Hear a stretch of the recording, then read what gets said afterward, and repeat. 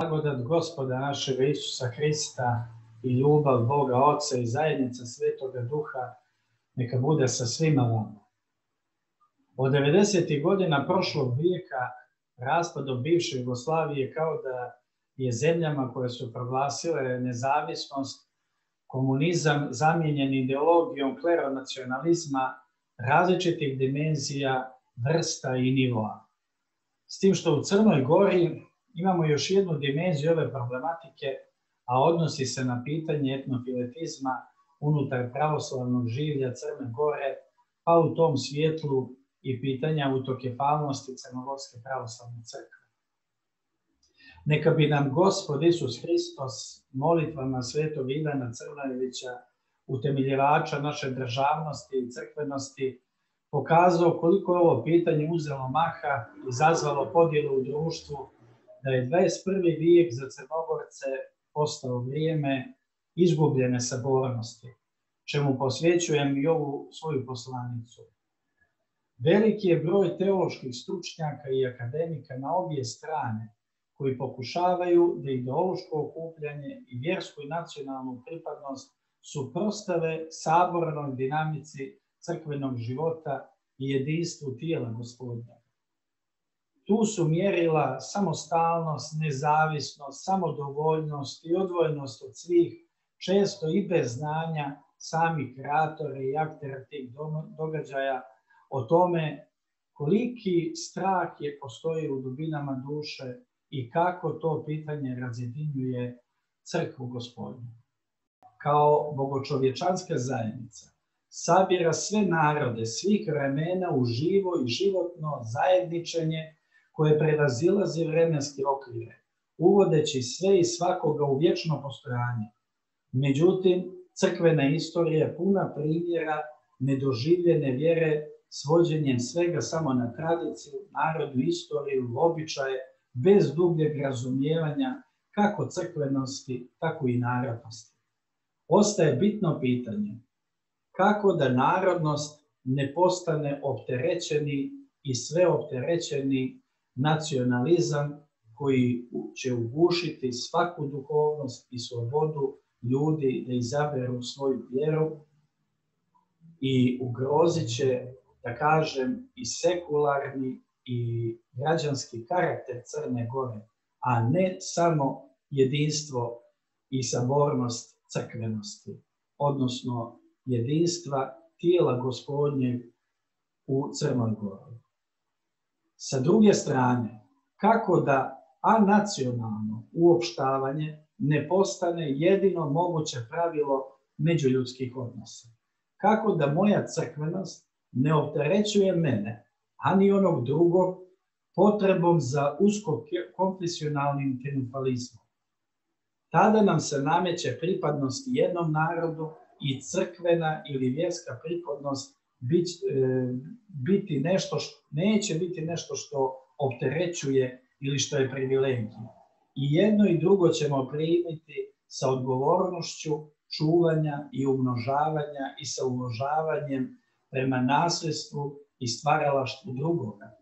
Kada se na taj način prepoznajemo i usavršavamo, onda vidimo da je u Svetom pismu sve ovo pravno valjano, riješeno izjavom apostola Petra: Bog ne gleda ko je ko, nego mu je svakog naroda mi onaj koji dobro čini.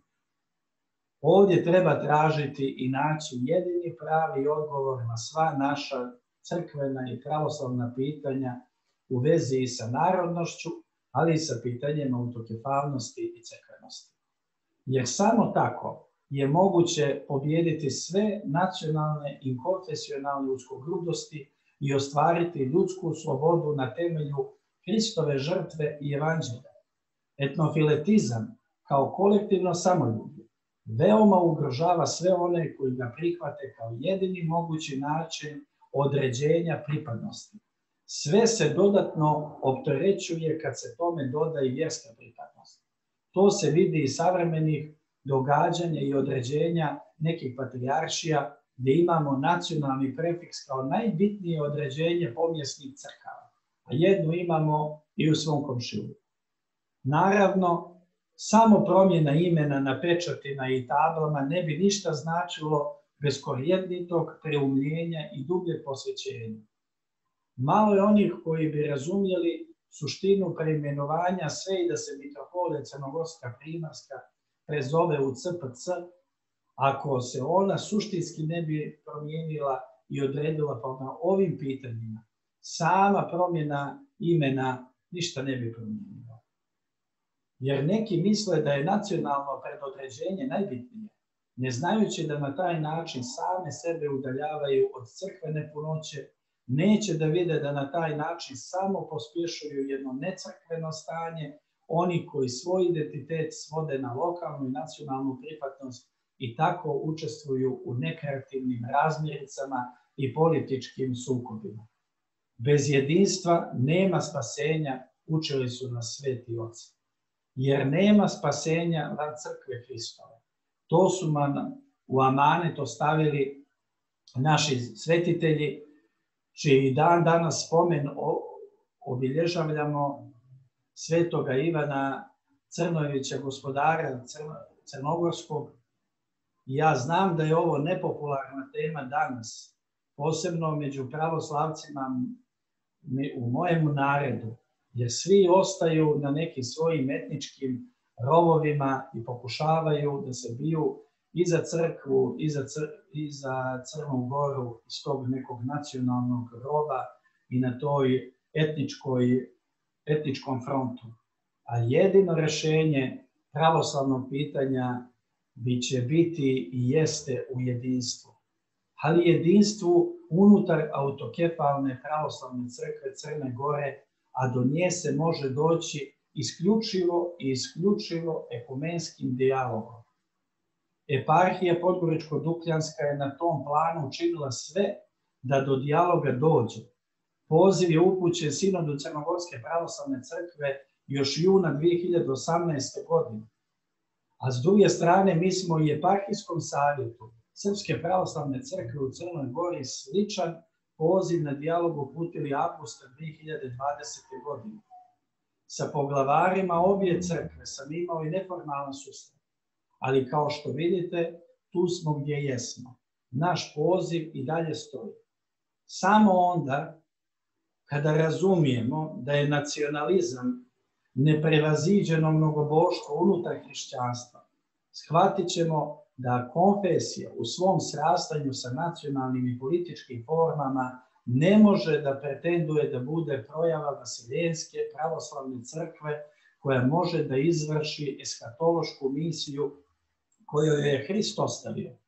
Crkva zapletena u neka nacionalna pitanja i podjele postaje sablazan na putu spasenja, isceljenja i oslobođenja svakog pojedinca u Crnoj Gori, a i u svijetu.